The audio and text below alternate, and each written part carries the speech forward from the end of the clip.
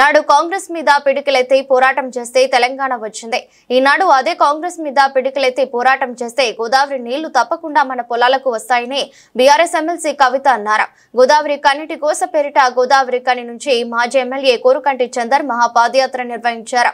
ఈ మేరకు సిద్దిపేట జిల్లా ప్రజ్ఞాపూర్ కు చేరుకున్న మహాపాదయాత్రను ఎమ్మెల్సీ కవిత సంఘీభావం తెలిపారు. ఈ సందర్భంగా మాట్లాడుతూ లక్షలాది ఎకరాలు ఎండుతున్నా సిగ్గు లేకుండా చూస్తూ కూర్చుంటున్నారని మండిపడ్డారు.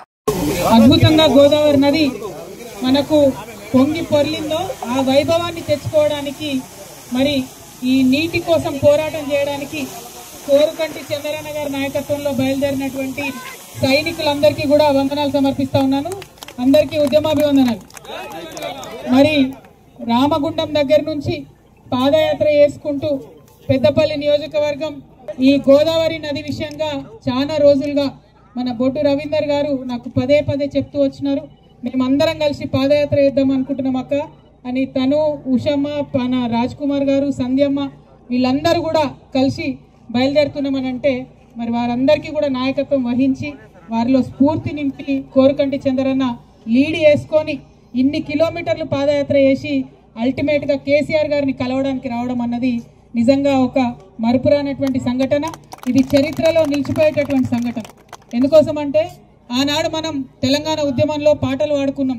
తలాపున పారుతోంది గోదావరి మన బతుకు ఎడారి అన్నటువంటి పాటలు పాడుకున్నాం. అటువంటి పాటల నుంచి మళ్ళీ సస్యశ్యామలమైనటువంటి గోదావరిని చూసినాం.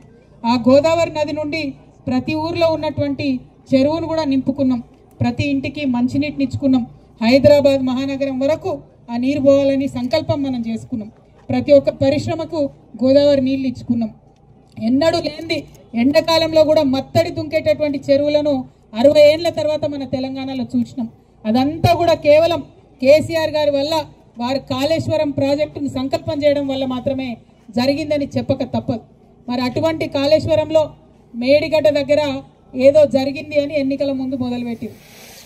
అదైతే నాకు డౌటే. ఎందుకంటే కాంగ్రెస్ బీజేపీ కలిసి ఎట్లా బీఆర్ఎస్ ఏం చేయాలని కుట్ర పన్నిండ్రు. ఆ కుట్రలో భాగంగా ఎన్నికల ముందు, ఎన్నికల టైంలో కరెక్ట్గా మేడిగడ్డ బ్యారేజ్కు పర్యవాసిందని చెప్తే ఏం జరిగింది బ్రదర్?